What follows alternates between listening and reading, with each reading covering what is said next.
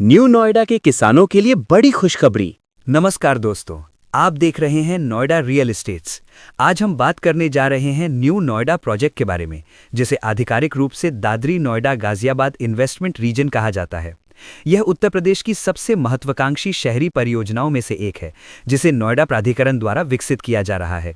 इस प्रोजेक्ट का उद्देश्य लगभग 21,000 हेक्टेयर क्षेत्र में एक विशाल औद्योगिक और आवासीय हब तैयार करना है, जो आने वाले वर्षों में पूरे क्षेत्र की अर्थव्यवस्था और रियल एस्टेट बाजार को नई दिशा दे सकता है। यह परियोजना कुल 80 गांवों में फैली हुई है, जिनमें से 20 गांव गौतम बुद्ध नगर जिले में और 60 गांव बुलंदशहर जिले में आते हैं। विकास को 4 चरणों में बांटा गया है। पहले चरण में वर्ष 2023 से 2027 के बीच 3,165 हेक्टेयर भूमि पर काम किया जा रहा है, जिसमें मुख्य आधारभूत ढांचा और पहले औद्योगिक सेक्टर विकसित किए जाएंगे। दूसरे चरण में वर्ष 2027 से 2032 के बीच 3,798 हेक्टेयर क्षेत्र का विकास होगा। तीसरे चरण में वर्ष 2032 से 2037 तक 5,908 हेक्टेयर क्षेत्र विकसित किया जाएगा और चौथे चरण में वर्ष 2037 से 2041 के बीच 8,230 हेक्टेयर क्षेत्र में अंतिम विस्तार किया जाएगा। गांवों के हिसाब से देखें तो पहले चरण के मुख्य क्षेत्रों के लिए अधिसूचनाएं काफी हद तक पूरी हो चुकी हैं और पूरे 80 गांवों के मास्टर प्लान को कानूनी रूप से अधिसूचित किया जा चुका है। दादरी और सिकंदराबाद क्लस्टर इसमें शामिल हैं। कुछ गांव जैसे घंगोला, नमौली, धंदौला और भवरीबास में अधिग्रहण की प्रक्रिया अभी जारी है, जहां सामाजिक प्रभाव आंकलन और अन्य प्रक्रियाएं चल रही हैं। बुलंदशहर जिले के बाकी 60 गांव दूसरे, तीसरे और चौथे चरण के लिए चिन्हित किए गए हैं, जहां सीधे खरीद और भूमि पूलिंग को लेकर किसानों से बातचीत जारी है। मुआवजे की बात करें तो नोएडा प्राधिकरण यहां एक हाइब्रिड मॉडल अपना रहा है, जिसमें सीधे भूमि खरीद और भूमि पूलिंग दोनों शामिल हैं, ताकि विवाद कम से कम हो। सीधे खरीद के लिए प्रस्तावित दर लगभग 5,600 से 6,000 रुपये प्रति वर्ग मीटर के बीच बताई जा रही है, जो एयरपोर्ट और सर्कल रेट के आधार पर अलग अलग हो सकती है। भूमि पूलिंग नीति के तहत किसानों को आमतौर पर 5 से 7% विकसित भूमि वापस दी जाती है, जो आवासीय या वाणिज्यिक प्लॉट के रूप में होती है।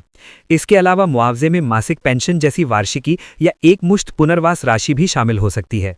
बजट 2026 के अनुसार भूमि अधिग्रहण कानून 2013 के तहत मिलने वाला मुआवजा व्यक्तियों के लिए आयकर से मुक्त रखा गया है। अगर कोई अपनी जमीन की स्थिति जांचना चाहता है तो इसके लिए कुछ आधिकारिक तरीके हैं। सबसे पहले गौतम बुद्ध नगर जिले की आधिकारिक वेबसाइट पर जाकर भूमि अधिग्रहण या नोटिस सेक्शन में जानकारी देखी जा सकती है। दूसरा, नोएडा प्राधिकरण की वेबसाइट पर न्यू नोएडा से जुड़े सार्वजनिक नोटिस चेक किए जा सकते हैं। तीसरा, हाईवे से जुड़े क्षेत्रों के लिए भूमि राशि पोर्टल का उपयोग किया जा सकता है।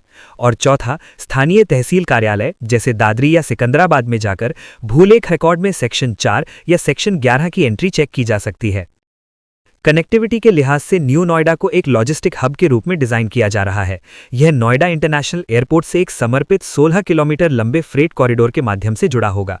इसके अलावा यह दादरी रेलवे जंक्शन और पश्चिमी समर्पित माल ढुलाई कॉरिडोर के पास स्थित है। सड़क नेटवर्क की बात करें तो यह पूर्वी पेरिफेरल एक्सप्रेसवे, यमुना एक्सप्रेसवे और आने वाले दिल्ली मुंबई एक्सप्रेसवे से जुड़ने वाला है।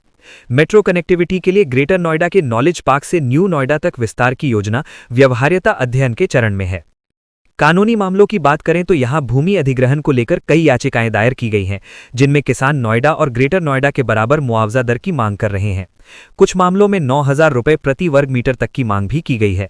वर्ष 2025 और 2026 में सुप्रीम कोर्ट ने पुराने नोएडा क्षेत्रों में कथित मुआवजा घोटाले की जांच के लिए विशेष जांच दल गठित करने का आदेश दिया, जिसके बाद न्यू नोएडा के पहले चरणों में ऑडिट प्रक्रिया और कड़ी कर दी गई है। इसके अलावा हाईकोर्ट में ऐसी याचिकाएं भी चल रही हैं, जिनमें मांग की जा रही है कि सभी अधिग्रहण भूमि अधिग्रहण कानून 2013 के अनुसार ही किए जाएं, ताकि किसानों को अधिक मुआवजा मिल सके। अंत में, अगर आप इस क्षेत्र में जमीन के मालिक हैं या निवेश करने की सोच रहे हैं तो कुछ जरूरी सावधानियां जरूर रखें। सबसे पहले अपनी जमीन की आबादी स्थिति जरूर जांच लें, क्योंकि अधिसूचित गांवों में नए निर्माण पर रोक लगा दी गई है, ताकि ज्यादा मुआवजे के लिए अवैध निर्माण न हो सके। दूसरी बात, इन 80 गांवों में बिना अनुमति या बिना अनापत्ति प्रमाण पत्र के कोई भी प्लॉट खरीदने से बचें, क्योंकि प्राधिकरण ने ऐसी बिक्री पर कड़े प्रतिबंध लगाए हैं। और अगर आप किसी निजी डेवलपर के प्रोजेक्ट में निवेश कर रहे हैं तो यह जरूर सुनिश्चित करें कि वह परियोजना उत्तर प्रदेश रियल एस्टेट नियामक प्राधिकरण में पंजीकृत हो। यदि आप नोएडा, ग्रेटर नोएडा या यमुना प्राधिकरण में खेती या लाल डोरे की जमीन खरीदना चाहते हैं या प्रॉपर्टी से संबंधित सभी प्रकार के लेनदेन व परामर्श के लिए संपर्क करें। ऐसी ही वेरीफाइड और ग्राउंड लेवल इन्फॉर्मेशन के लिए चैनल को सब्सक्राइब करें। वीडियो को लाइक करें और कमेंट में बताएं आप किस सेक्टर के बारे में डिटेल चाहते हैं।